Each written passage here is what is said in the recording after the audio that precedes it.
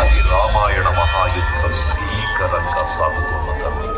శ్రీరామచంద్రుని సారథ్యంలో వానర సైన్యంతో విజృంభిస్తూ లక్ష్మణ స్వామి తనతో పోరాటం చేస్తున్న రావణుడి కుమారుడు ఇంద్రజిత్ తలని బాణంతో ఒక్క వేడితో వేరు చేశాడు. ఇంద్రజిత్ మరణమాట విన్న రావణుడు ఆవేశంతో ఊగిపోయాడు. ప్రతీకారం కోసం పాతాళంలో మహిరావణుడి సహకారం కోరాడు. కిష్కింధకే తెంచి శ్రీరామ బ్రహ్మాండమైనట్టి